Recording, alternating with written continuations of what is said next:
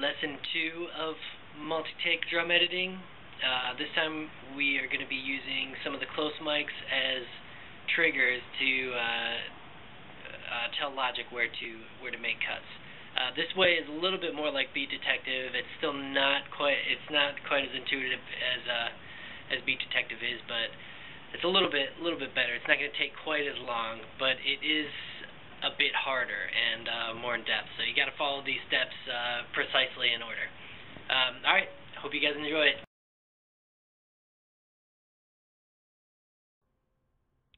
All right. This is part 2 of multi-track drum editing.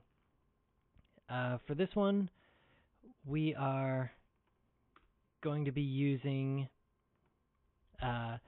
triggers from the close mics on the drum to tell Logic where to make cuts in the audio here. So we're going to use, I'm going to use the kick as a trigger, the snare as a trigger, and the toms as a trigger. For each track that you want to make a trigger out of, you're going to have to create an empty MIDI track. All right, so I have three MIDI tracks going right here. I'm just going to select the first MIDI track, and then I'm going to double-click on the kick track so that it pulls it up in the sample editor. Then what we're going to do is we're going to use the audio to score function under Factory.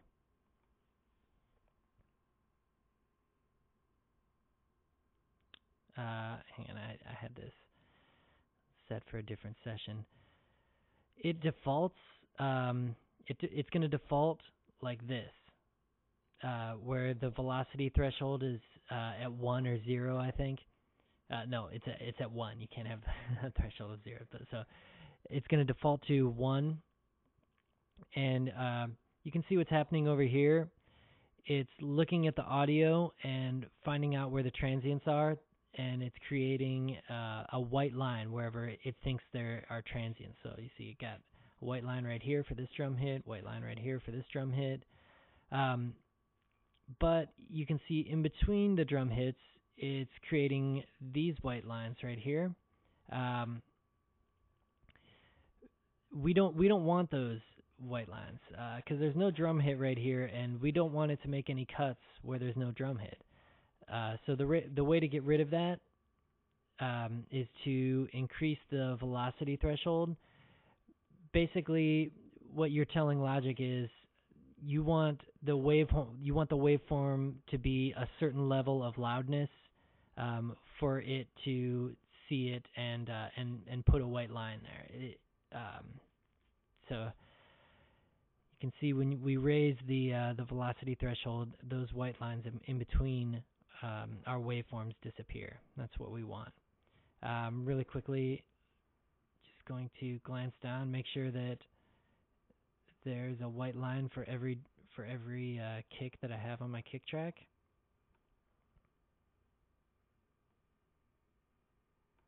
That looks good.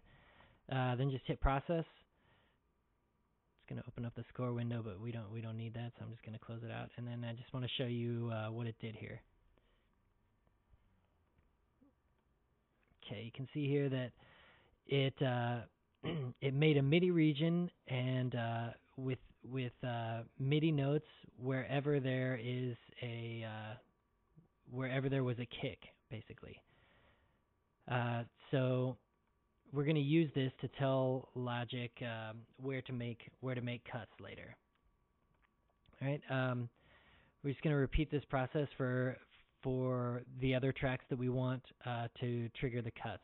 So I'm going to open up the snare track in the sample editor. Same thing. Just scroll through and look here. Oh, that looks good. Okay. Here's something that you may run into. This right here is what drummers call a flam. It's two drum hits that happen very close to one another. The drummer hits a drum with two sticks, basically, and not quite at the same time. It makes this like fat, elongated drum hit, kind of. But if we try and quantize this, it's going to mess everything up. We can't quantize both of these because this is probably faster than a 30-second node. And we don't want to, and we don't want that. So what we're going to do is, if you just click on any one of these lines, oh no, they're a little hard to click on. There we go. If you click on one of the lines, it turns into a dotted line instead of a solid line, and you see it disappears from the result down here. That's what we want. Now I chose the second hit in the flam because you can see it's louder. So I think the drummer hit harder with the second one, and the first hit was just kind of a ghost note. So we want to quantize the second drum hit. All right.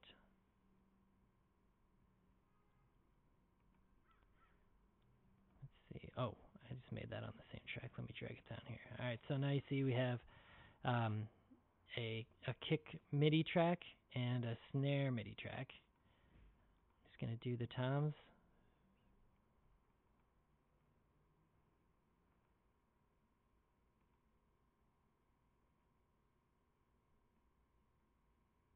And let's look through. I think there's only toms at the end. Yeah.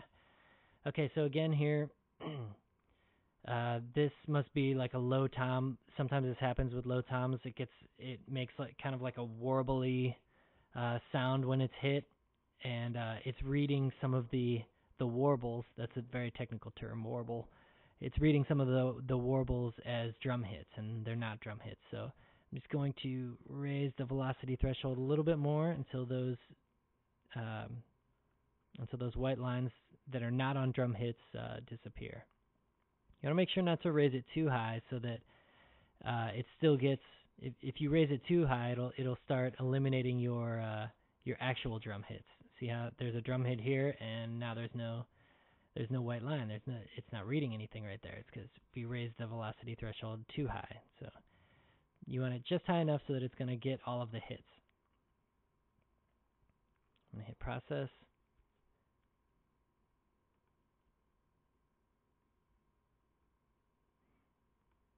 And I put that one on top too, by accident.